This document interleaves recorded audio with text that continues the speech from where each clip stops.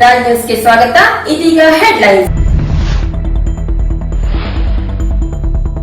ಉಂಚಳ್ಳಿಗೆ ಆಗಮಿಸಿದ ಲೋಕ ಸ್ವರಾಜ್ ಪಾದಯಾತ್ರೆಗೆ ಭವ್ಯ ಸ್ವಾಗತ ನೀಡಿದ ಬ್ಲಾಕ್ ಕಾಂಗ್ರೆಸ್.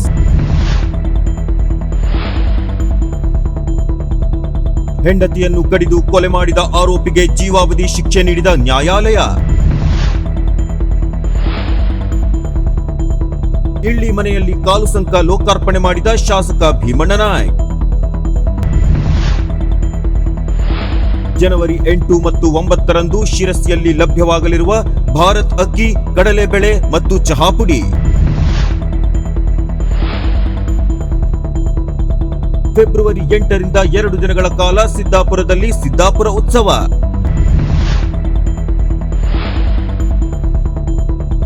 ಜ್ಞಾನದ ಹರಿವು ಅರಿವಿನೊಂದಿಗೆ ಆಗಬೇಕು. ಹಿರಿಯ ಪತ್ರಕರ್ತ ರಾಘವೇಂದ್ರ ಬೆಟಕೊಪ್ಪ. ಮಕ್ಕಳಲ್ಲಿ ಜ್ಞಾನ ಮತ್ತು ಸಂಸ್ಕಾರ ಬೆಳೆಸುವಲ್ಲಿ ತಾಯಿ ಪ್ರಮುಖ ಪಾತ್ರ ವಹಿಸುತ್ತಾಳೆ. ನಿವೃತ್ತ ಪ್ರಾಂಶುಪಾಲ ಕೆಎನ್ ಹೊಸ್ಮನಿ. ಭೂತರಾಜ ಸನ್ನಿಧಿಗೆ ತೆರಳಿ ಹರಕೆ ತೀರಿಸಿದ ಶಾಸಕ ಭೀಮಣ್ಣ ನಾಯ್ಕ್ ದಂಪತಿಗಳು. ಉಂಚಳ್ಳಿಗೆ ಆಗಮಿಸಿದ ಲೋಕ ಸ್ವರಾಜ್ ಪಾದಯಾತ್ರೆಯನ್ನು ಬನವಾಸಿ ಬ್ಲಾಕ್ ಕಾಂಗ್ರೆಸ್ ಹಾಗೂ ಉಂಚಳ್ಳಿ ಪಂಚಾಯತ್ ಘಟಕದ ವತಿಯಿಂದ ಹಾಗೂ ಸಾರ್ವಜನಿಕರಿಂದ ಅತ್ಯಂತ ಪ್ರೀತಿಯಿಂದ ಸ್ವಾಗತಿಸಲಾಯಿತು. ಮಹಾತ್ಮ ಗಾಂಧೀಜಿಯವರ ಸತ್ಯ, ಅಹಿಂಸೆ ತತ್ವ ಸಾರುವ ಉದ್ದೇಶದಿಂದ ಕಿರಣ್ ಮುಗ ಬಸವ ನೇತೃತ್ವದಲ್ಲಿ ಲೋಕ ಸ್ವರಾಜ್ಯ ಪಾದಯಾತ್ರೆಯನ್ನು ಗಾಂಧೀಜಿ ಅಧ್ಯಕ್ಷತೆಯನ್ನು ವಹಿಸಿದ ಕಾಂಗ್ರೆಸ್ ಅಧಿವೇಶನದ ಶತಮಾನೋತ್ಸವದ ಅಂಗವಾಗಿ ಈ ಯಾತ್ರೆಯನ್ನು ಹಮ್ಮಿಕೊಂಡಿದೆ. ಭೂದಾನ ಚಳುವಳಿಯ ಹರಿಕಾರ ವಿನೋಬಾ ಭಾವೆ 1958ರಲ್ಲಿ ಕರ್ನಾಟಕದಲ್ಲಿ ಭೂದಾನ ಯಾತ್ರೆ ಕೈಗೊಂಡು ಇಲ್ಲಿ 5017 ಎಕರೆ ಭೂಮಿ ದಾನಕ್ಕೆ ಪ್ರೇರಣೆ ತುಂಬಿದರು. ಅವರು ಸಾಗಿದ ಮಾರ್ಗದಲ್ಲಿ ಈ ಯಾತ್ರೆ ನಡೆಯುತ್ತಿದೆ. ಈ ಸಂದರ್ಭದಲ್ಲಿ ಬನವಾಸಿ ಬ್ಲಾಕ್ ಕಾಂಗ್ರೆಸ್ ಅಧ್ಯಕ್ಷ ಸಿಎಫ್ ನಾಯ್ಕ್, ಉತ್ತರ ಕನ್ನಡ ಜಿಲ್ಲಾ ಕಾಂಗ್ರೆಸ್ ಪರಿಶಿಷ್ಟ ಜಾತಿ ವಿಭಾಗದ ಅಧ್ಯಕ್ಷರಾದ ಬಸವರಾಜ್ ದೊಡ್ಮನಿ, ಪಂಚಾಯತ್ ಘಟಕ ಅಧ್ಯಕ್ಷರಾದ ಅಶ್ವಥ್ ನಾಯ್ಕ್ ಇತರರು ಉಪಸ್ಥಿತರಿದ್ದರು.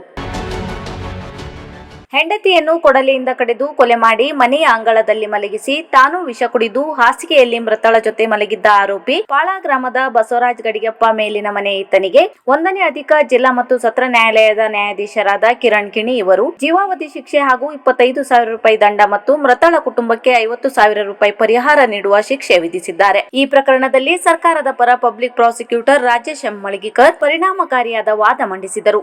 ಮಾನ್ಯ 1ನೇ ಅಧಿಕ ಜಿಲ್ಲಾ ಮತ್ತು ಸತ್ರ ನ್ಯಾಯಾಲಯ ಕಾರವಾರ ಪೀಠಾಸೀನ ಶಿರ್ಸಿಯಲ್ಲಿ ವಿಚಾರಣೆಗೊಳಪಟ್ಟಂತಹ ಈ ಮುಂಡಗೋಡ್ ಪೊಲೀಸ್ ಠಾಣಾ ಕ್ರೈಮ್ ನಂಬರ್ 150/2022ರಲ್ಲಿ ಈ ಆರೋಪಿತನಾದ ಮುಂಡಗೋಡ್ ತಾಲೂಕು ಪಾಳ ಗ್ರಾಮದ ಬಸವರಾಜ್ ಗದಿಗಪ್ಪ ಮೇಲಿನ ಮನೆ ಈತನು ತನ್ನ ಹೆಂಡತಿಯನ್ನ ಪಂಚಾಯಿತಿ ಸದಸ್ಯನಾಗಿ ಮಾಡಿದ್ದು, ಅವಳ ನಡತೆಯನ್ನ ಸಂಶಯಿಸಿ ಅವಳನ್ನ ದಿನಾಂಕ 2/8/2022ರಂದು ಸಾಯಂಕಾಲ ಮನೆಗೆ ಬಂದಾಗ ಆ ದಿನ ಅವಳ ನಡತೆಯನ್ನು ಸಂಶಯಿಸಿ ಕೊಡಲಿಯಿಂದ ಅವಳನ್ನು ಕೊಚ್ಚಿ ಕೊಲೆ ಮಾಡಿ ಹೆಣವನ್ನು ರೂಮ್ನಲ್ಲಿ ಮುಚ್ಚಿಟ್ಟು ನಂತರ ಮಕ್ಕಳು ಮಲಗಿದ ನಂತರದಲ್ಲಿ ಚದರಿ ಹೆಣವನ್ನು ತನ್ನ ಅಂಗಳದಲ್ಲಿ ತಂದಿಟ್ಟು ಆತನೂ ಸಹ ವಿಷ ಕುಡಿದು ಆತ್ಮಹತ್ಯೆಗೆ ಪ್ರಯತ್ನ ಪಟ್ಟಿರುವಂತಹ ಪ್ರಕರಣ ಆಗಿದ್ದು, ಈ ಪ್ರಕರಣ ಮಾನ್ಯ ನ್ಯಾಯಾಲಯದಲ್ಲಿ ವಿಚಾರಣೆ ಕೈಗೊಂಡು ಆರೋಪಿತನು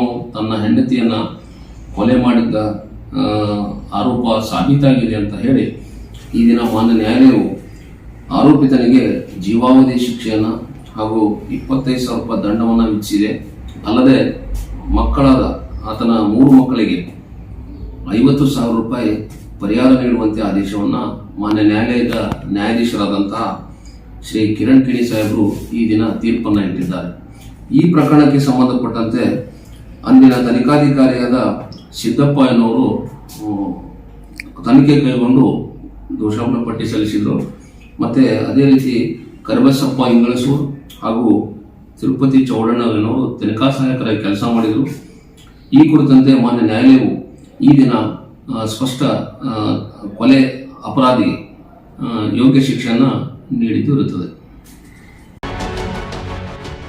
ಶಾಸಕರಾದ ಭೀಮಣ್ಣ ನಾಯ್ಕ್ ಅವರು ಸಿದ್ದಾಪುರ ತಾಲೂಕಿನ ಕ್ಯಾದಗಿ ಪಂಚಾಯಿತಿ ವ್ಯಾಪ್ತಿಯ ಇಳಿಮನೆಯಲ್ಲಿ ನೂತನವಾಗಿ ನಿರ್ಮಿಸಿರುವ ಕಾಲು ಸಂಕ ಉದ್ಘಾಟನಾ ಕಾರ್ಯಕ್ರಮದಲ್ಲಿ ಪಾಲ್ಗೊಂಡು ಮಾತನಾಡುತ್ತಾ, ಈ ಹೊಸ ಕಾಲು ಸಂಕದ ನಿರ್ಮಾಣದಿಂದ ಗ್ರಾಮದ ಸಾಮಾಜಿಕ ಮತ್ತು ಆರ್ಥಿಕ ಅಭಿವೃದ್ಧಿಗೆ ಸಹಕಾರಿಯಾಗುತ್ತದೆ. ಅಲ್ಲದೆ ಗ್ರಾಮದ ಸರ್ವತೋಮುಖ ಅಭಿವೃದ್ಧಿಗೆ ಇದೊಂದು ಬಹಳ ಮುಖ್ಯವಾದ ಕೊಡುಗೆಯಾಗಿದೆ ಎಂದು ಹೇಳಿದರು. ಜನವರಿ 8 ಮತ್ತು 9 ಈ 2 ದಿನ ಬೆಳಿಗ್ಗೆ 10:15ಕ್ಕೆ ಭಾರತ ಅಕ್ಕಿ ವಾಹನ ಶಿರಸಿ ಶಿವಾಜಿ ಚೌಕ್ ಹತ್ತಿರ ನಿಲ್ಲಲಿದೆ. ಈ ವಾಹನದ ಮೂಲಕ ಅಕ್ಕಿ ಕೆಜಿಗೆ 34 ರೂಪಾಯಿ, ಕಡಲೆಬೇಳೆ ಕೆಜಿಗೆ 70 ರೂಪಾಯಿ ಹಾಗೂ ಚಹಾ ಪುಡಿಯನ್ನು ಆಸಕ್ತರು ಇದರ ಪ್ರಯೋಜನ ಪಡೆದುಕೊಳ್ಳಬೇಕೆಂದು ತಿಳಿಸಲಾಗಿದೆ.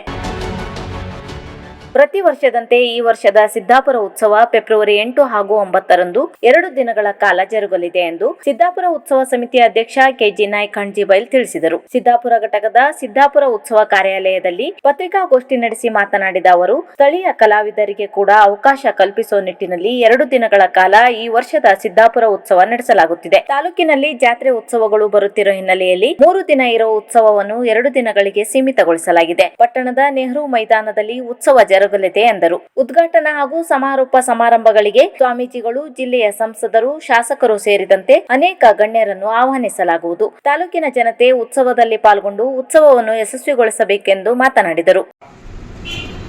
ಅವತ್ತಿನ ಉದ್ಘಾಟನಾ ಕಾರ್ಯಕ್ರಮದಲ್ಲಿ ಸಾಕಷ್ಟು ಜನ ಸ್ಥಳೀಯರು, ಸ್ಥಳೀಯ ಶಾಸಕರ ಜೊತೆಯಲ್ಲಿ ಸ್ಥಳೀಯ ಕಲಾವಿದರಿಗೂ ಅವಕಾಶವನ್ನು ಕಲ್ಪಿಸುವ ರೀತಿಯಲ್ಲಿ ವ್ಯವಸ್ಥೆಯನ್ನು ಮಾಡಬೇಕು ಅನ್ನುವಂಥ ಬೇಡಿಕೆಯನ್ನು ಇಟ್ಟಿದ್ದಕ್ಕೆ ಶಾಸಕರಾದಂಥ ಭೀಮಣ್ಣ ನಾಯ್ಕರವರು ಮನವಿಯನ್ನು ಮಾಡಿದ್ರಲ್ಲಿ ಒಂದೇ ದಿನಕ್ಕಿಟ್ಟು ಸ್ಥಳೀಯರನ್ನು ವಂಚಿತರಾಗಿ ಮಾಡೋದು ಬೇಡ, ಅವರಿಗೂ ಆ ಒಂದು ಕಾರ್ಯಕ್ರಮದಲ್ಲಿ ಸ್ವಲ್ಪ ಹೆಚ್ಚಿನ ಟೈಮನ್ನು ತಗೊಳ್ರಿ ಮತ್ತು ಅವರಿಗೂ ಒಂದು ಅವಕಾಶವನ್ನು ಕಲ್ಪಿಸಿಕೊಡಿ ಅನ್ನುವಂಥ ವಿಚಾರ ಇಟ್ಟಿದ್ರು. ಹಾಗಾಗಿ ನಿನ್ನೆ ನಡೆದಂಥ ಸಭೆಯಲ್ಲಿ ನಾವು 2 ದಿನಗಳ ಕಾಲ ಈ ಸಿದ್ದಾಪುರ ಉತ್ಸವವನ್ನು ಆಚರಿಸಬೇಕು ಅನ್ನುವಂಥ ಯೋಚನೆಯನ್ನು ಮಾಡಿ ಆಗಿದೆ.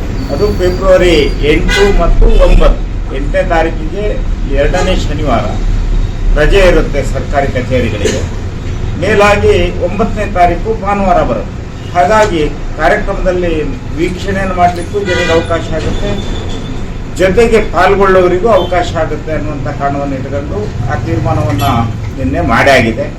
ಫೆಬ್ರವರಿ 8 ಮತ್ತು 9ನೇ ತಾರೀಕು 2025 ಜ್ಞಾನದ ಅರಿವಿನೊಂದಿಗೆ ಆಗಬೇಕು ಎಂದು ಹಿರಿಯ ಪತ್ರಕರ್ತ ರಾಘವೇಂದ್ರ ಬೆಟಕೊಪ್ಪ ಹೇಳಿದರು. ಅವರು ತಾಲೂಕಿನ ಹುಲೇಕಲ್ನ ಶ್ರೀದೇವಿ ಶಿಕ್ಷಣ ಸಂಸ್ಥೆಯಲ್ಲಿ ಹಮ್ಮಿಕೊಂಡ ನನ್ನ ಮೆಚ್ಚಿನ ಪುಸ್ತಕ ಕಾರ್ಯಕ್ರಮಕ್ಕೆ ಚಾಲನೆ ನೀಡಿ ಮಾತನಾಡಿದರು. ಆಹ್ಲಾದಕರ ಅನುಭವವನ್ನು ಪುಸ್ತಕಗಳು ನೀಡುತ್ತವೆ, ಬದುಕಿನ ಮಾರ್ಗದರ್ಶನ ಹಾಗೂ ಪ್ರೇರಣೆ ನೀಡುತ್ತವೆ. ಪ್ರತಿಯೊಬ್ಬರ ಮನೆಯಲ್ಲಿಯೂ ಒಂದು ಲೈಬ್ರರಿ ಇರಬೇಕು. ಆ ಪುಸ್ತಕಗಳನ್ನು ಮಸ್ತಕದಲ್ಲಿಯೂ ಇಟ್ಟುಕೊಳ್ಳುವ ವ್ಯವಧಾನ ರೂಢಿಸಿಕೊಂಡರೆ ಬದುಕಿನ ದಾರಿಗೆ ಬುತ್ತಿಯಾಗುತ್ತದೆ ಎಂದರು. ಭಾಷಾ ಜ್ಞಾನದ ಅರಿವು ಇದ್ದರೆ ಮುಂದೆ ಒಂದು ದಿನ ಗೌರವಿಸಲ್ಪಡುತ್ತಾರೆ. ಓದಿಗೆ ಸಮಯ ನೀಡಿ ಅದರ ಅರಿವನ್ನು ನಾವು ಹೆಚ್ಚಿಸಿಕೊಳ್ಳಬೇಕು. ನೋಡುವುದಕ್ಕಿಂತ ಸವಿದಾಗ ಸಿಗುವ ಅನುಭೂತಿ ಅವರ್ಣೀಯ. ಪುಸ್ತಕ ಅದನ್ನು ನೀಡುತ್ತದೆ ಎಂದರು. ಭಾಷೆಯ ಬೆಳವಣಿಗೆ ದೇಶ ಕಾಲದ ಸ್ಥಿತಿ ಕಟ್ಟುಕೊಡುವ ಕಾರ್ಯಕೃತಿಗಳು ಮಾಡುತ್ತವೆ. ನಮ್ಮ ಬದುಕಿನ ಓಟಕ್ಕೆ ಪುಸ್ತಕಗಳು ದೀಪವಾಗಿಯೂ ಮಿರರ್ ಆಗಿಯೂ ಕೆಲಸ ಮಾಡುತ್ತವೆ ಎಂದು ವಿವರಿಸಿದರು. ಮಕ್ಕಳನ್ನು ಬೆಳೆಸುವಲ್ಲಿ ತಾಯಿಯ ಪಾತ್ರ ಅತ್ಯಂತ ಪ್ರಮುಖವಾಗಿದ್ದು, ತಾಯಿ ಮಕ್ಕಳಿಗೆ ಸಂಸ್ಕಾರ, ಮಾನವೀಯತೆ ಮತ್ತು ಜ್ಞಾನ ಬೆಳವಣಿಗೆಯಲ್ಲಿ ಪ್ರಮುಖ ಪಾತ್ರ ವಹಿಸುತ್ತಾರೆಂದು ನಿವೃತ್ತ ಪ್ರಾಂಶುಪಾಲರಾದ ಕೆಎನ್ ಹೊಸ್ಮನೆ ತಿಳಿಸಿದರು. ಅವರು ಅಂಬೇಡ್ಕರ್ ಭವನದಲ್ಲಿ ನಡೆದ ಪೋಷಕರ ಓರಿಯೆಂಟೇಷನ್ ಕಾರ್ಯಕ್ರಮ ಉದ್ಘಾಟಿಸಿ ಮಾತನಾಡಿದರು. ತಾಯಿ ಮತ್ತು ಅವರ ಪೋಷಣೆ ಮಾತ್ರವಲ್ಲ, ಅವರಿಂದ ದೊರೆಯುವ ಮಾರ್ಗದರ್ಶನವು ಮಕ್ಕಳ ಜೀವನದ ಆಧಾರವಾಗುತ್ತದೆ. ಹೀಗಾಗಿ ತಾಯಿಯ ಪಾತ್ರವನ್ನು ಎಲ್ಲಾ ಪ್ರಕಾರದಲ್ಲಿಯೂ ಅತ್ಯಂತ ಪ್ರಮುಖ ಎಂದು ಪರಿಗಣಿಸಲಾಗಿದೆ. ಇದರ ಜ್ಞಾನವನ್ನು ಪಾಲಕರಿಗೆ ನೀಡುವ ಸಲುವಾಗಿ ಪ್ರೊಪೋತ್ ಎಜುಕೇಶನ್ ಟ್ರಸ್ಟ್ ಹಾಗೂ ಪ್ರೇರಣಾ ಕಿಡ್ಸ್ ಇವರ ಸಹಯೋಗದೊಂದಿಗೆ ಸ್ಮೈಲ್ ಮದರ್ ಮೀಟ್ಸ್ 1 ದಿನದ ಪೋಷಕರ ಕಾರ್ಯಕ್ರಮವನ್ನು ಸಂಪನ್ಮೂಲ ವ್ಯಕ್ತಿಗಳಾದ ಚೇತನ್ ಸಂಪ್ರದಾಯ ಅವರಿಂದ ಹಮ್ಮಿಕೊಳ್ಳಲಾಗಿದೆ ಎಂದರು. ಈ ಕಾರ್ಯಕ್ರಮದಲ್ಲಿ ಸುಮಾರು 200ಕ್ಕೂ ಹೆಚ್ಚು ತಾಯಂದಿರು ಪಾಲ್ಗೊಂಡು ಇದರ ಸದುಪಯೋಗವನ್ನು ಪಡೆದುಕೊಂಡರು. ಕಾರ್ಯಕ್ರಮದ ಮುಖ್ಯ ಅತಿಥಿಗಳಾಗಿ ಪ್ರೇರಣಾ ಕಿಡ್ಸ್ ಸಂಸ್ಥೆಯ ಕಾರ್ಯದರ್ಶಿ ನರಹರಿ ಆರ್ ಬೋರ್ಕರ್, ಸಂಪನ್ಮೂಲ ವ್ಯಕ್ತಿಗಳಾದ ಚೇತನ್ ಸಂಪ್ರದಾಯ ಹಾಗೂ ಪ್ರೊಪೋತ್ ಎಜುಕೇಶನ್ ಟ್ರಸ್ಟ್ ನ ನಿರ್ದೇಶಕರು ಮುರಳೀಧರ ಆರ್ ಬೋರ್ಕರ್ ಇತರರು ಉಪಸ್ಥಿತರಿದ್ದರು. ಮಗುವಿನ ಏಜ್ ಎಷ್ಟು? 7 ಇಯರ್ಸ್. ಮಗು ನೋಡಿರೋದೇನು 18+ ಇಯರ್ಸ್ದು. ಇವಾಗ ಮಗು 7 ಇಯರ್ಸ್ ಇದೆ, ತುಂಬಾ ರೆಬಲ್ ಆಗಿದೆ. ಸರ್ ನೀನು ಹೇಳೋಕ್ ಸ್ಟಾರ್ಟ್ ಮಾಡೋಕೆ ರೆಡಿಮೇಡ್ ಆನ್ಸರ್ ಇರ್ತದೆ. ನೀನ್ ಮತ್ತೆ ನೀನ್ ಹೇಳ್ತಿಲ್ಲ ಅಪ್ಪಗೆ ಯಾವಾಗ್ಲೂ, ಮತ್ತೆ ನೀನ್ ಯಾಕೆ ಹಂಗೆ ಹೇಳ್ತೀಯಾ? ಈ ಹುಡುಗರು ಏನ್ ಮಾಡ್ತಾರೆ ಅಂತ ಹೇಳಿದ್ರೆ ರೀಲ್ಸ್ ಹೆಚ್ಚು ಮಾಡ್ತಾರೆ, ಅವರೇ ರೀಲ್ಸ್ ನ ಅಪ್ಡೇಟ್ ಮಾಡ್ತಾರೆ, ಅವರೇ ಸ್ಟೇಟಸ್ ಅಪ್ಡೇಟ್ ಮಾಡ್ತಾರೆ. ಅಮ್ಮ ಓಹೋ ಅಂತಾವ ಆಯ್ತಲ್ಲ ಇದು. ಮೇಡಮ್ ಈ ಬಟ್ಟೆ ಆ ಡಾನ್ಸಿನ ಬಟ್ಟೆಗಳು, ಆ ಡಾನ್ಸಿನ ಎಕ್ಸ್ಪ್ರೆಷನ್ಸ್, ಆ ಡಾನ್ಸ್ ಸ್ಟೆಪ್ಸ್ಗಳು, ಜೋಡಿಗಳು, ಇದೆಲ್ಲ ಏನ್ ಗೊತ್ತಾ? Adult content. 18+ ಇರೋರು ನೋಡುವಂತಹ ಕಂಟೆಂಟ್. ಇದನ್ನ ಯಾರು ನೋಡಿದ್ರು 7 ವರ್ಷದ್ದು 8 ವರ್ಷದ ಮಗು ಯಾವಾಗ ನೋಡ್ತೋ ತನ್ ಏನ್ ನೋಡ್ದೋ ಅದು ತಾನು ಆಗೋಕ್ ಸ್ಟಾರ್ಟ್ ಆಯ್ತು. ಶಾಸಕರಾದ ಭೀಮಣ್ಣ ನಾಯ್ಕ ದಂಪತಿಗಳು ಶಿರಸಿಯ ಮಾರಿಕಂಬ ನಗರದಲ್ಲಿರುವ ಭೂತರಾಜ ಸನ್ನಿಧಿಗೆ ಆಗಮಿಸಿ ಪೂಜೆ ಸಲ್ಲಿಸುವ ಮೂಲಕ ಹರಕೆ ತೀರಿಸಿದರು.